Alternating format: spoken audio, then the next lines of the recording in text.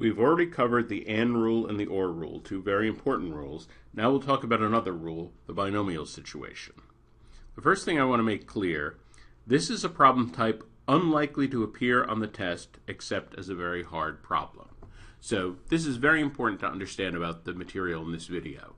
If you are the type of student who's aiming for an elite math score, if you really are trying to get almost every math problem right on the test, well then yes, you may see this, you need to know this. But if you're the type of student, you're just trying to manage the basics, you know you're not going to get the hardest math problems right, you just want to make sure that you know the basic material so you get a respectable math score, well then definitely you should know the AND rule, definitely you should know the OR rule, those show up all over the place. This you may not even see. So you could probably completely disregard this, especially if you start watching this video and you find it too difficult. Don't worry, just let it go. It's not something you're going to have to worry about. So I want to make that very clear before we dive into this material because it is a little more difficult. I want to make very clear you should be deciding for yourself whether you should be wrestling with this or not. So what is the binomial situation? Binomial situation concerns multiple trials of the same thing. So we have some simple event like rolling a die or flipping a coin, and we're going to do that event several times. And so, of course, one of the assumptions is that all the trials will be independent. That's always true with dice and coins. And notice that it doesn't matter at all whether I roll one die 5 times or roll 5 dice at once. Whether I flip one coin 7 times or flip 7 coins at once. Both of those are completely identical as far as the probability is concerned. So, the probability of success in an individual trial is given or obvious from context.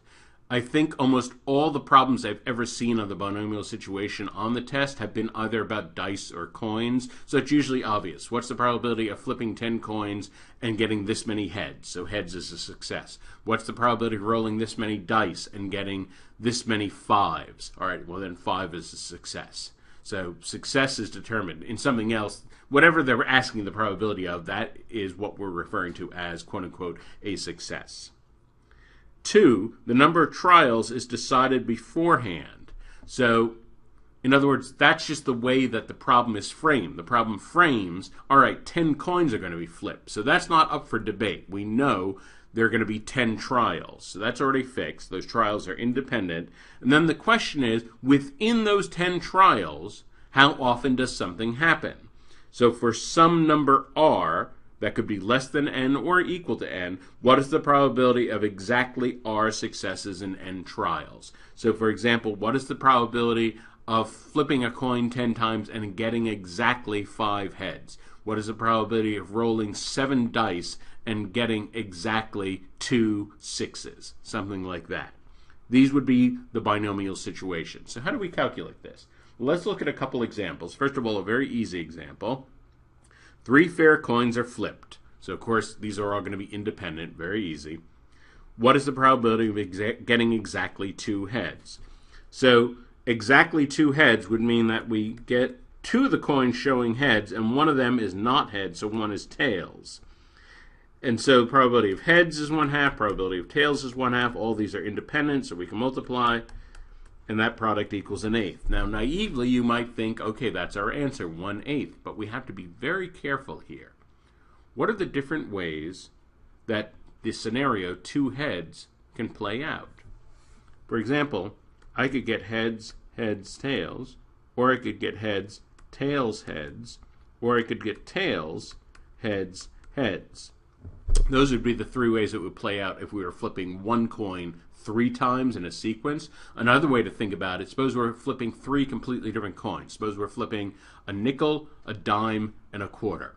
When we flip those 3 coins, there's 3 different ways that we can get 2 heads with the single tail showing up either on the nickel or the dime or the quarter. And so there are 3 different ways for it to play out. These are mutually exclusive. Each one has a probability of 1/8, as we just figured out. So we add them. And so this adds up to a grand total of 3/8. And that is the probability of flipping 3 fair coins and getting exactly 2 heads. Let's look at another that's a little more challenging. Practice problem 2. 10 dice, each fair with 6 sides, are rolled simultaneously. So we're doing 10 different trials. Again, all of these are independent. What is the probability of getting exactly 2 5s among them? So in other words, what we're going to get one die is 5, we're going to get another die that's a 5, and then we're going to have 8 more. Doesn't have to make this very neat. 8 more that are something other than 5s. So the probability of getting a 5, of course there are 6 sides on the dice, so the probability of getting any number, probability of getting a 5 is 1/6. And of course the probability of getting a 5 on this one is 1/6. The probability of getting something other than a 5, getting any of the other 5 faces, well, that would be 5/6. So that is the probability for each one of these. Now, of course, all of these are independent, so we can multiply. So one way to say this is 1/6 times 1/6 times 5/6 times 5/6 times 5/6 times 5/6 times 5/6 times 5/6. Let's see, times 5/6 times 5/6. Okay, we could write all that out. That's a pain in the keister. Much easier to say it this way.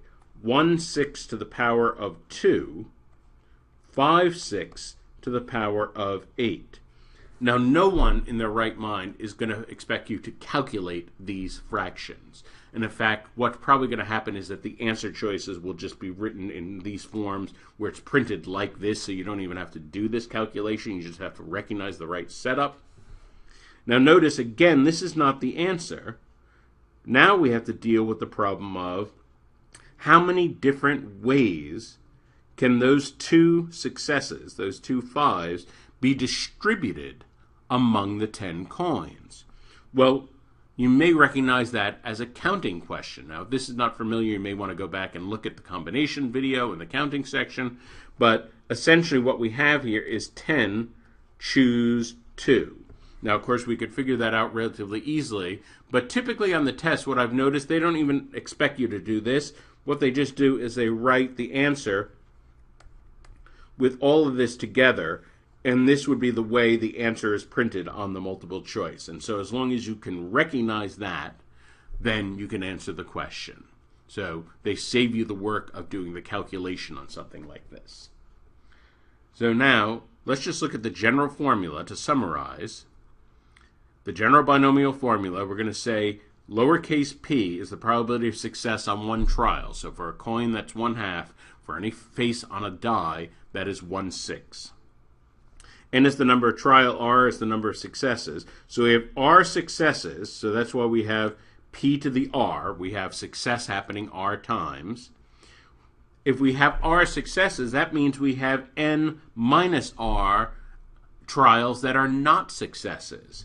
And so we have whatever is not a success happening N minus R times.